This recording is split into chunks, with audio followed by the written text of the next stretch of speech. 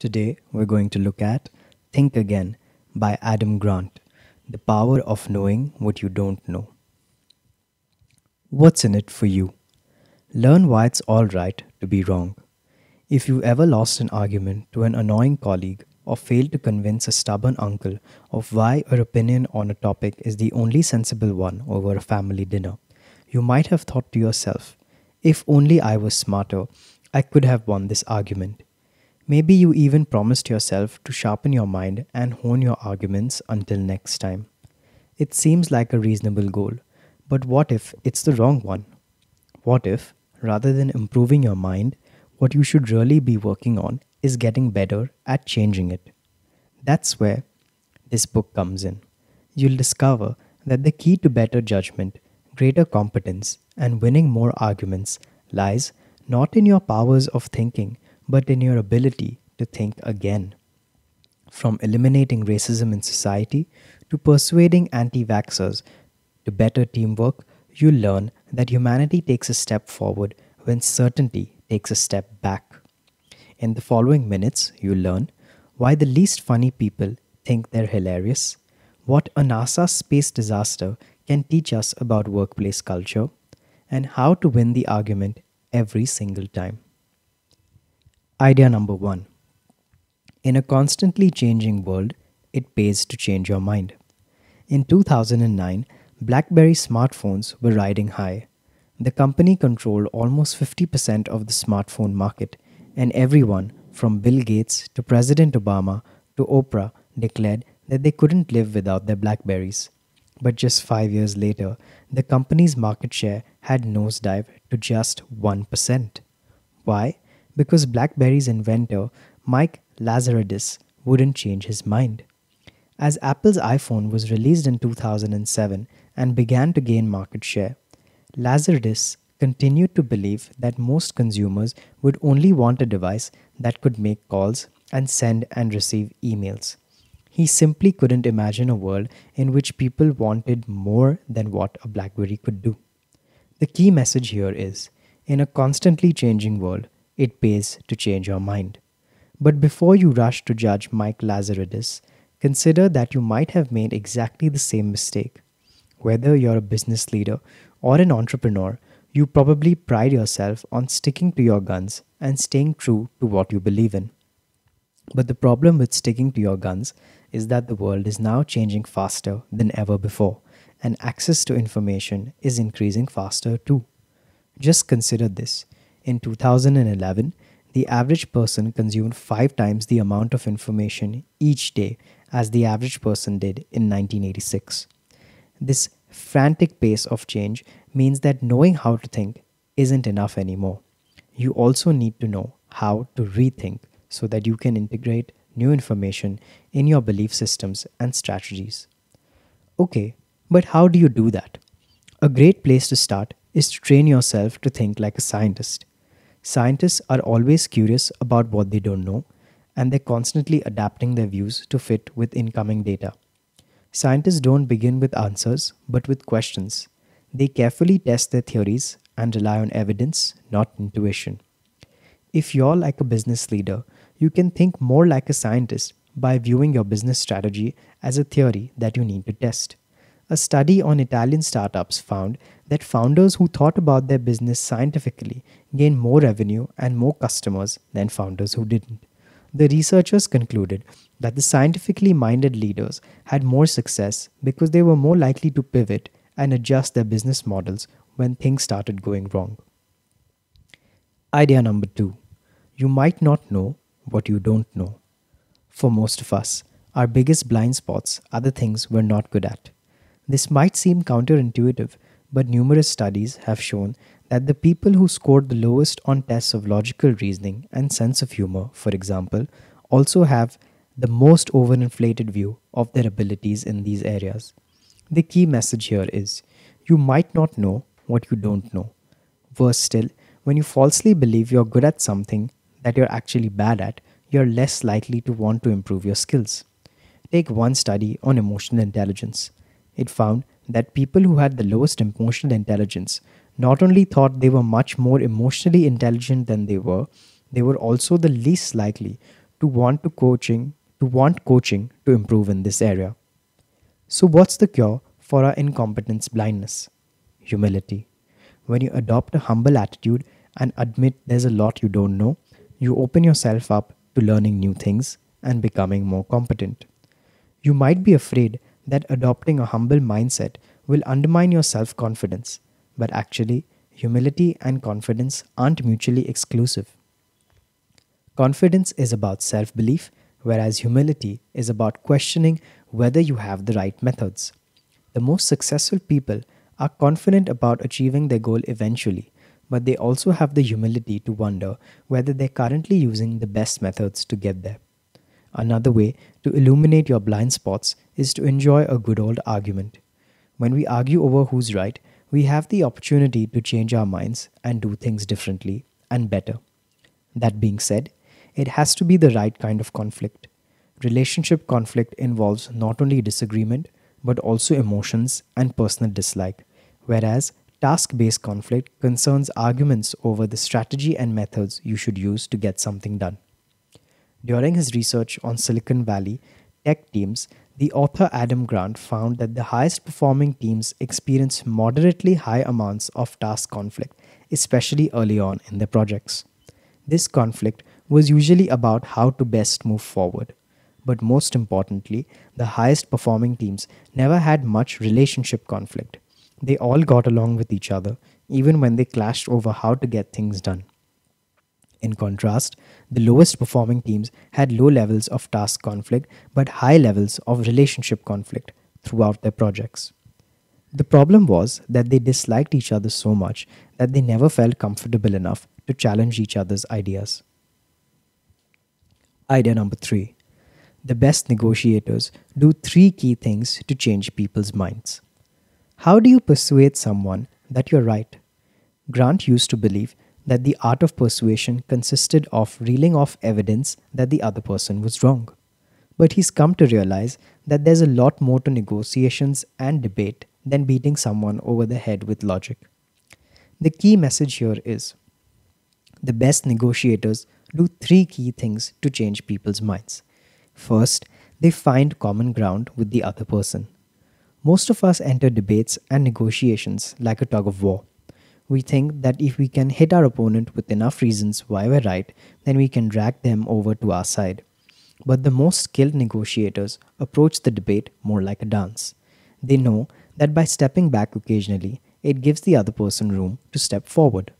So whereas mediocre negotiators only arm themselves with reasons why they're right and the other person is wrong, the best negotiators also mention things on which they might actually agree. So the next time you enter a negotiation, remember that you don't have to win every battle. Agreeing with some of your partner's arguments and finding common ground will actually encourage them over to your side. Second, great negotiators also achieve more with fewer arguments. We often imagine debates to be like standing on opposite ends of a pair of weigh scales. If you can weigh your side with enough arguments, you tip the scales and win. But the best negotiators don't just pile on arguments. Instead, they present fewer, stronger arguments in favor of their case. That's because they know that weaker arguments dilute stronger ones. If you pile on lots of reasons to support your arguments, then your opponent will simply discredit the weakest ones. And once they've rejected some of your arguments, it's much easier for them to disregard your whole case. For instance, when a group of researchers set out to persuade alumni to donate money to their old college, they found that only half as many people donated when they were given 2 reasons to donate as they did when they were given just 1. Third, whereas mediocre negotiators act like preachers and prosecutors, the best negotiators behave more like, you guessed it, scientists. Instead of just preaching their own viewpoints or mercilessly prosecuting their opponent's positions, great negotiators show a scientist-like curiosity towards their opponents. They ask questions such as, "Are you really saying you can't see any truth in my proposal?" In fact, research shows that the best negotiators end 20% of their comments with a question. That's twice the number of average negotiators. Idea number 4. Even the most ignorant beliefs can be changed. In 1983, black musician Daryl Davis began talking to members of the Ku Klux Klan. His mission? To convince the most racist people in America to change their minds. Since that day, David has persuaded many Klan members to rethink their racism and leave the KKK. One former Klansman even asked Davis to be his daughter's godfather. His success tells us a lot about one method to stamp out bigotry. The key message here is even the most ignorant beliefs can be changed. So, how do you change people's prejudiced ideas and beliefs? As Davis found out in his work with the Ku Klux Klan members, one of the most effective ways is to show them just how arbitrary those beliefs are. During his conversation with Klan members, Davis explored the idea that their racist beliefs were often simply an accident of birth. When he asked the Klansmen would their beliefs be like if they had been born into other families, families that didn't have a tradition of actively upholding white supremacy. By encouraging the Klansmen to reflect on the roots of their racism, Davis enabled them to see that their beliefs were grounded in flawed foundations. This opened the door to the Klansmen questioning their racism and ultimately changing their minds. In a wildly different context, Grant observed a similar phenomenon when studying the animosity and prejudice between the fans of two rival baseball teams, the Yankees and the Red Sox. The Yankees fans typically thought of the Red Sox fans as obnoxious, aggressive, and arrogant, and the Red Sox fans said exactly the same thing about the Yankees fans. In an attempt to bridge the gap between the two groups, Grant asked the baseball fans to write an essay about how random some of their dislike for the other side was.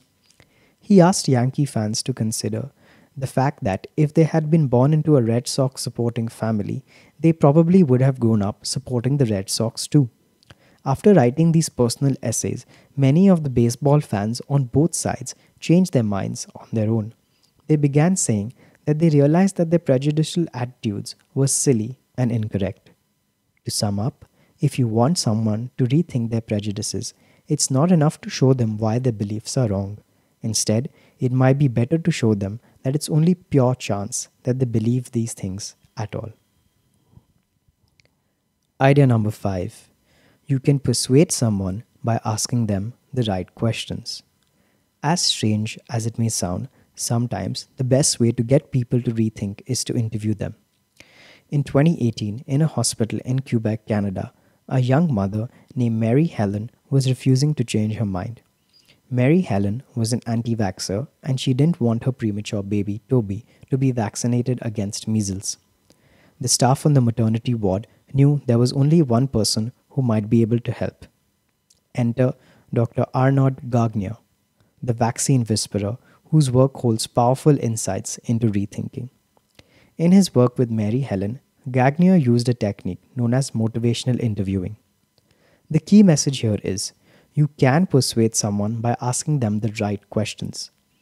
Motivational interviewing is effective at getting people to change their minds on everything from vaccinations to quitting smoking to getting more exercise and even to stop gambling. So how does it work? It all starts with the idea that it's much more effective to help people discover their own reasons to rethink rather than simply giving them your reasons for a rethink. The interviewer begins from a position of humility and honest curiosity about why the other person thinks the way they do and explores what might motivate them to change their mind. So Gagnier began his interview with Mary Helen by asking her open-ended questions about her feelings surrounding the measles vaccine. Then Gagnier moved on to ask her how she felt about the potential consequences of not getting to be vaccinated. Usually when we're trying to persuade someone, we do a lot of the talking, but motivational interviewers emphasize listening instead. When he was talking to Mary Helen, instead of jumping in to disagree with her, Gagnier acknowledged that he understood her fears about the vaccine. This simple acknowledgement of another person's view and feelings is known as reflective listening. At the end of the interview, Gagnier emphasized that Mary Helen had complete freedom to choose whether or not to vaccine Toby. When people refuse to rethink, it may not be because they disagree with your arguments. Instead, it's often because they want to hold on to their own freedom to choose.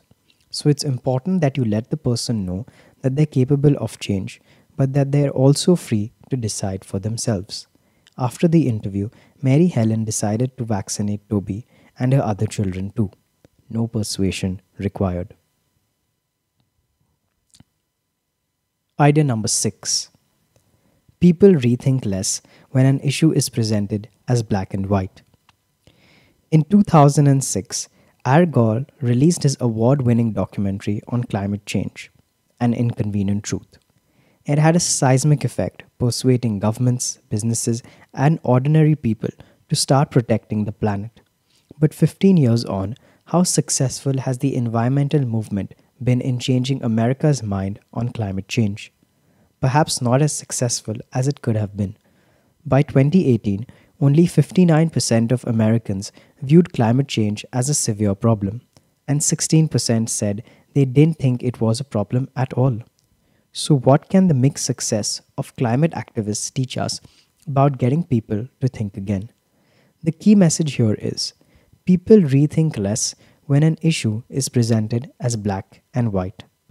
Activists like Gore often frame the climate change debate as if people must agree with one of just two sides.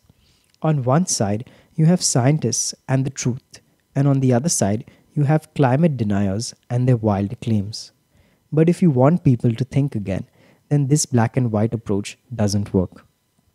By framing issues like this, we fall into the trap of binary bias. This is when, in our quest for clarity, we simplify a complex range of viewpoints into just two categories. In fact, most Americans aren't firmly on one side of the climate debate. Many people's views range from mildly concerned to disengaged to skeptical. But by making out as if it's simply truth tellers versus truth deniers, activists force people to pick a side. It turns out that people are more likely to change their minds when an issue is presented as complex, as having many different perspectives. In other words, if you want someone to rethink, it's no good telling them that they're either wrong or right. Instead, you're better off showing them that there are lots of opinions to choose from. This approach encourages people to focus less on the emotional, irrational business of picking sides and more on the actual issues. If environmentalists had managed to do this then, more Americans might have focused on the science rather than the sides. Of course, you might be worried that you'll appear weak or unsure of your position if you admit that there are multiple perspectives on an issue. But research shows that this isn't something you need to worry about. In fact, multiple studies have found that when experts show doubt, we actually find them more persuasive, not less. Idea number 7. Your organizational culture impacts your team's ability to rethink. Rethinking isn't just about individuals changing their minds. It's also a collective necessity for organizations. In 2003, NASA's Columbia Space Shuttle took off. As it did, some foam broke off the shuttle. The NASA ground team's reaction? They quickly decided it wasn't a big issue. Foam had broken off spaceships before, and nothing bad had happened. If the ground team had thought again about the importance of the foam, though, they would have realized that it was a big issue. The foam loss ultimately caused the ship to break up when it re-entered the Earth's atmosphere, and all 7 astronauts died. The key message here is, your organizational culture impacts your ability to rethink.